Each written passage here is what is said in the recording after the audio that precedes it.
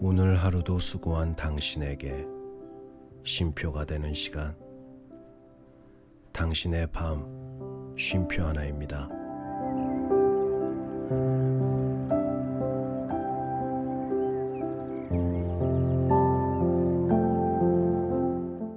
안녕하세요. 남자 사람입니다. 오늘도 새로운 사람을 소개를 시켜주는 개체비. 그 사람에게서는 또 어떤 이야기를 듣게 될까요? 새로운 사람을 만나게 될 때마다 개츠비의 그 진짜 정체, 그것이 좀 궁금해지는데요. 그럼 당신의 밤 쉼표가 되는 시간 시작해 보도록 하겠습니다.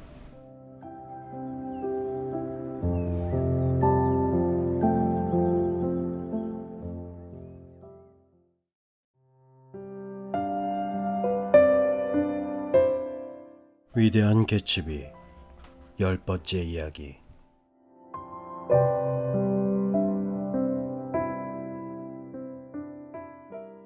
그러나 그 다음부터 그는 한마디도 하지 않았다. 뉴욕이 가까워지자 그의 태도는 더욱 단정해졌다.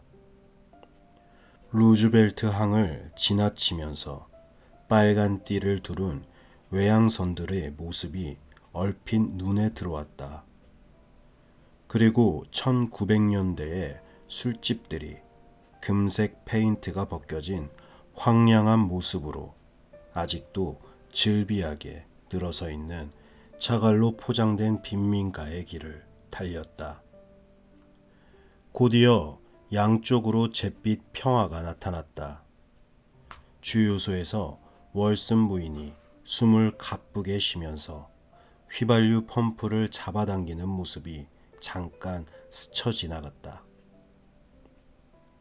우리는 차의 흙바지를 날개처럼 펼치고 번쩍이는 햇빛을 흩뿌리면서 이스토리아 마을 중간까지 달렸다.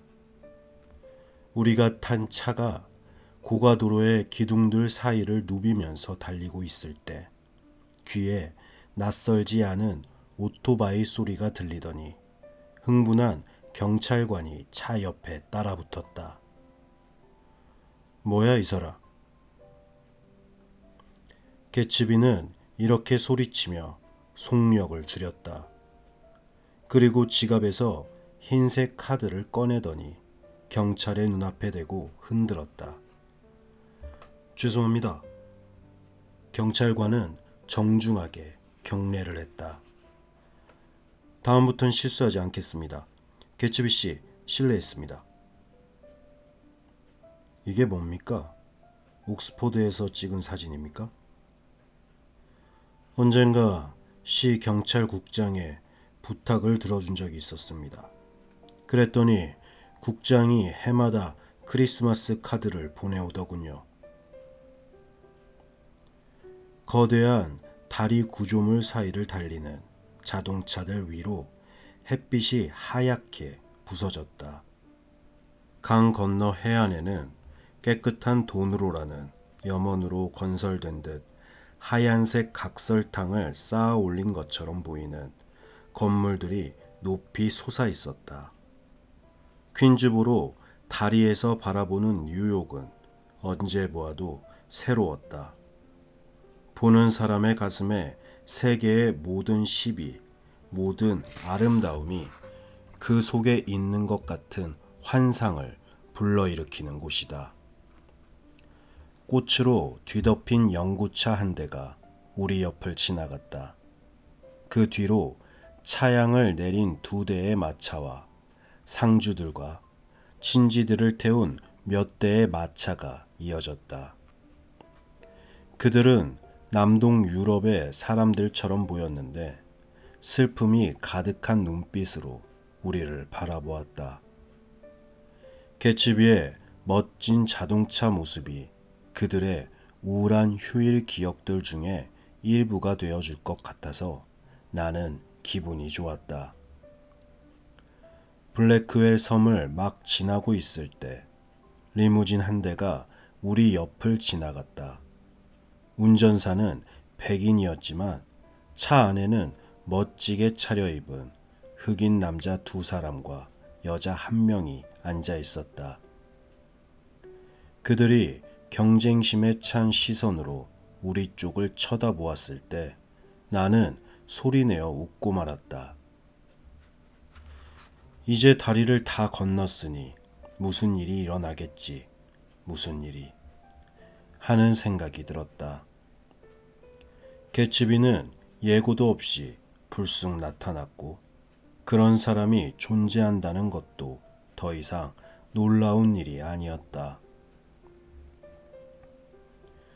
왁자지껄한 정오, 42번가에 있는 선풍기가 잔뜩 달린 지하 레스토랑에서 점심 식사를 하기 위해 개츠비와 만났다. 찬란한 햇살 속에 있다가 갑자기 어두컴컴한 지하로 들어왔기 때문에 대기실에서 누군가와 얘기를 나누고 있는 개츠비를 찾느라 애를 먹었다. 캐로웨이 씨, 이쪽은 내 친구 울프샤임 씨입니다. 작은 키에 코가 납작한 유태인이 커다란 머리를 들고 양쪽 콧구멍에 지저분하게 나 있는 코털을 나에게로 향했다. 그러고는 한참 후에야 나는 어둠 속에서 겨우 그의 작은 눈을 발견할 수 있었다. 그래서 나는 그놈을 한번 쳐다보았지요. 울프샤임은 내 손을 열심히 흔들면서 이야기를 계속했다. 그리고 내가 어떻게 했을 것 같습니까? 어떻게 하다니요? 나는 어리둥절해서 물었다.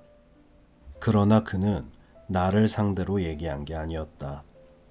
그는 내 손을 놓고는 표정이 풍부한 그 얼굴을 개츠비에게로 향했다.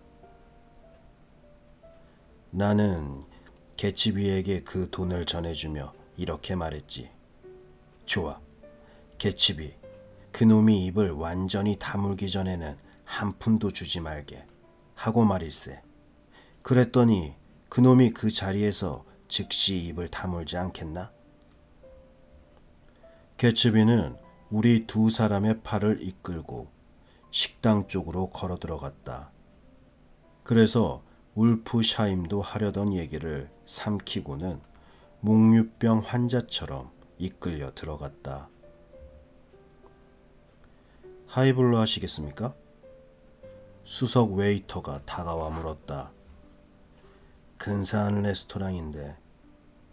천장에 그려진 장류 교파로 보이는 요정들을 올려다보면서 울프샤임이 말했다.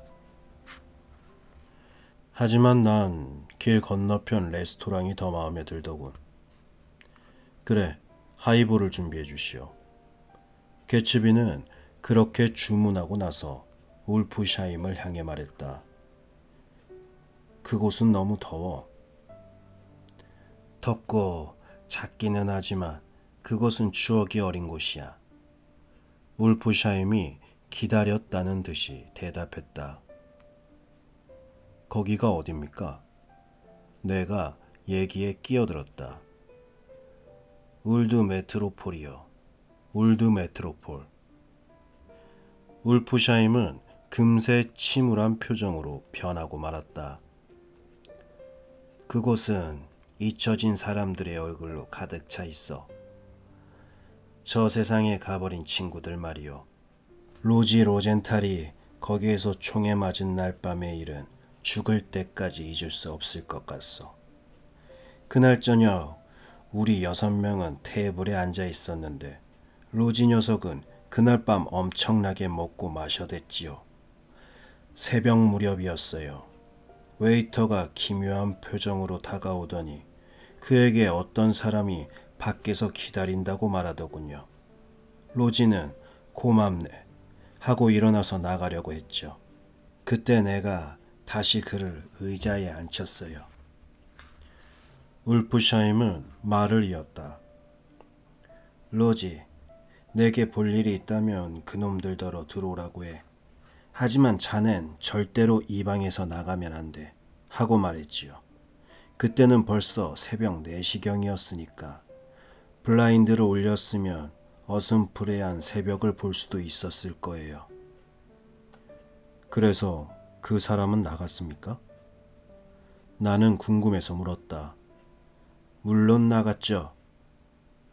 울프샤임은 화가 난 듯 콧구멍을 내 쪽으로 향했다. 로지는 일어나서 나가려다 휙 돌아서며 웨이터에게 내 커피 치우지 말라고 해 하고 외치더군요.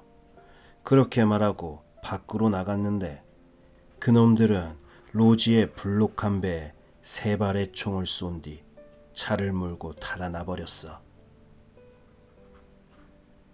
그 중에 내 녀석은 전기의자에서 사형을 당했죠. 나도 알고 있는 사건이어서 그렇게 말했다. 베커까지 포함해서 모두 5명이었어. 그렇게 말하고는 나에게 관심이 생겼는지 울프샤임은 내 쪽을 향했다. 혹시 당신 사업 거래선을 찾고 있소? 그의 이야기에 나는 흠칫 놀랐다. 개츠비가 나 대신 황급히 말했다. 아니야, 이분은 그런 사람이 아니야. 그래. 울프샤임의 표정은 실망한 듯이 보였다. 이 사람은 그냥 친구라니까. 그 이야기는 나중에 다른 기회에 하겠다고 했잖아. 이거 정말 신뢰가 많았어. 울프샤임이 말했다. 제가 실수를 했군요. 다른 사람과 착각했어. 신뢰했어. 고기와 감자튀김 요리가 나오자 울프샤임은 메트로폴의 우울한 분위기는 털어버리고 아주 맛있게 먹기 시작했다. 먹으면서도 그는 레스토랑 안을 계속 두리번거리고 있었다. 그는 마지막으로 고개를 돌려 바로 뒷자리에 앉아있는 사람을 보았다. 만약 내가 그 자리에 없었더라면 그는 분명 그 사람의 의자 밑까지도 들여다보려 했을 것이다. 그건 그렇고 친구. 개츠비가 내 쪽으로 몸을 기울였다. 오늘 아침 차 안에서 한 얘기 때문에 기분이 언짢은 건 아닌지 걱정되는군. 그렇게 말하는 그의 표정에는 또다시 특유의 미소가 떠올랐으나 나는 못 본 척했다. 나는 무언가를 숨기는 것은 질색입니다. 내가 대답했다. 그리고 왜 당신이 솔직하게 말하고 싶은 것을 털어놓지 않고 베이커 양을 끌어들이는지 이해가 안 되는군요. 아, 그건 다른 뜻이 있어서 그런 것이 아닙니다. 그는 나를 안심시키려 했다. 베이커 양은 다들 알다시피 훌륭한 선수니까 옳지 않은 일은 절대로 하지 않습니다. 그는 갑자기 시간을 확인하더니 자리에서 일어나 나와 울프샤임을 남겨둔 채 급히 밖으로 나갔다. 전화를 하러 갔을 겁니다. 울프샤임이 개츠비의 뒷모습을 눈으로 쫓으면서 말했다. 좋은 친구지요. 얼굴도 잘생긴 데다가 완벽한 신사거든요. 그런 것 같습니다. 저 사람은 옥스포드를 나왔어. 아, 예. 영국의 옥스포드 대학에서 공부했는데 당신도 그 학교를 잘 알고 계시겠지요? 들어보았습니다. 세계에서 유명한 대학 중 하나지요. 개츠비 씨와는 오래전부터 아는 사이였어? 네, 몇 년 됐습니다. 그는 자랑스럽다는 듯 대답했다. 전쟁 직후에 가까워졌답니다. 1시간 정도 얘기를 나누다 보니 좋은 사람이라는 것을 알 수 있더군요. 이 사람 정도면 집으로 초대해서 어머니나 누이 동생들한테 소개해도 되겠구나 하는 생각이 들었습니다. 그리고 그는 잠시 이야기를 중단했다. 내 커프스 단추를 계속 보고 계시는군요. 그걸 보고 있었던 것은 아니었지만 그의 말을 듣고서 유심히 보니 그것은 왠지 눈에 익은 듯한 상아 제품이었다. 코끼리의 어금니로 만든 최고급품이랍니다. 그가 설명해 주었다. 과연 그렇군요. 나는 그것을 자세히 살펴보았다. 정말 재미있는 아이디어 상품입니다. 그렇죠. 그는 양복 소매를 걷어 올렸다. 그로써 개츠비는 여자들을 아주 조심스럽게 대하지요. 친구의 아내한테는 절대로 눈길을 주지 않습니다. 그의 말이 끝나기가 무섭게 개츠비가 돌아왔다. 울프샤임은 커피를 순식간에 마신 후 자리에서 일어났다. 점심 맛있게 먹었어. 너무 오래 앉아있다가 눈치 받기 전에 난 빠지겠어. 마이어, 그렇게 서두를 것까지야. 말은 그렇게 했지만 개츠비는 굳이 말리려고 하지는 않았다. 울프샤임은 마치 축복이라도 하듯 한 손을 들어 보였다. 친절은 고맙지만 난 세대가 달라서 말이요. 그 말은 진심인 것 같았다. 두 분은 여기 앉아서 많은 얘기 나누다 오시오. 스포츠 얘기나 여자 얘기. 그 밖에. 그는 또다시 손을 흔들며 덧붙여 말했다. 내 나이 벌써 50이요. 더 이상 두 분을 방해하지 않겠어. 악수를 나누고 그가 돌아섰을 때 측은해 보이는 그의 코가 가늘게 떨리고 있었다. 나는 내가 뭔가 신뢰될 만한 말을 그에게 한 것이 아닐까 하는 생각이 들었다. 저 사람은 가끔 감성적이 되곤 하지요. 개츠비가 이유를 설명해 주었다. 오늘도 바로 그런 날입니다. 뉴욕에서 소문난 괴짜지요. 브로드웨이에 살고 있어요. 도대체 뭐 하는 사람이죠? 배우인가요? 아니요. 치과 의사입니까? 마이어 울프샤임이 말이요. 천만에요. 그는 도박꾼입니다. 개츠비는 잠시 망설이는 듯 하더니 냉정하게 덧붙였다. 1919년에 월드 시리즈를 조작한 장본인입니다. 월드 시리즈를 조작했다고요? 나는 너무 놀라서 되물었다. 그런 일은 나로서는 상상도 못할 일이었다. 1919년에 월드 시리즈가 협잡에 의해 치러졌다는 것은 물론 알고 있었다. 그러나 그 내막은 생각해 본 적도 없지만 가령 생각한다고 해도 뭔가 불가피한 일들이 얽히고 설켜 우연히 그렇게 되었을 것이라고 밖에 생각할 수 없었다. 한 사람이 강도가 금고를 폭파하여 털려고 할 때와 같은 집요한 노력처럼 계획적으로 5천만 명이나 되는 사람들의 믿음을 농락하려고 했다니 나 같은 사람은 전혀 상상도 못할 일이었다. 어떻게 그런 대담한 짓을 할 생각을 했을까요? 그야 뭐 그런 기회가 있었으니 그랬겠지요. 어떻게 감옥에 들어가지 않죠?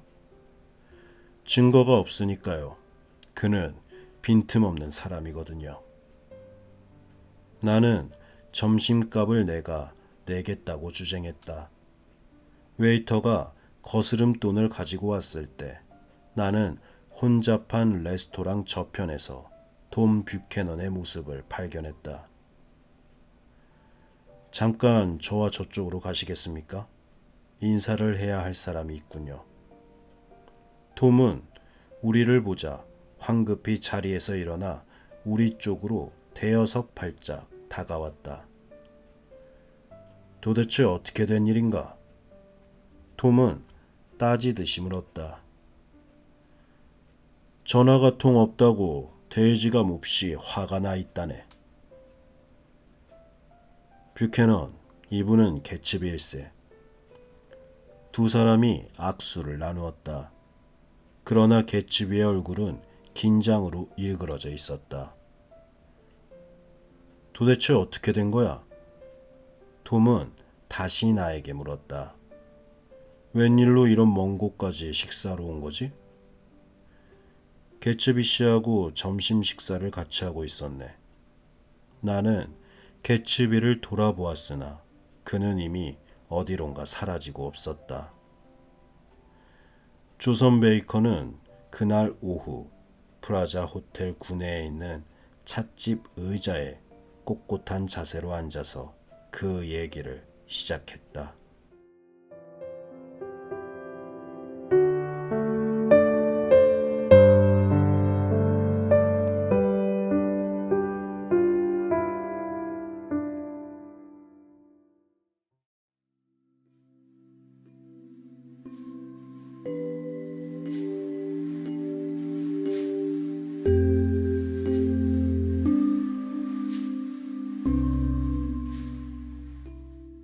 네, 뭔가 특이한 분위기를 풍기는 울프샤임. 뭐랄까, 그 특별한 분위기가 그 사람을 배우로 만들기도 하고 또는 치과 의사를 만들기도 하네요. 네. 그리고 톰이 오랜만에 등장을 합니다. 그런데 그 톰을 보고 사라진 건지 아니면 뭐 다른 이유가 있어서 사라진 건지는 모르겠지만 여튼간 갑자기 사라진 개츠비, 뭐 개츠비만의 특별한 이유가 있겠죠. 네. 오늘도 그 개츠비라는 사람이 어떤 사람인지 궁금해지는 그런 편이었던 것 같은데요. 그럼 당신의 밤 쉼표 하나 여기서 마치도록 하겠습니다. 저는 남자 사람이었습니다. 편안한 밤 되세요.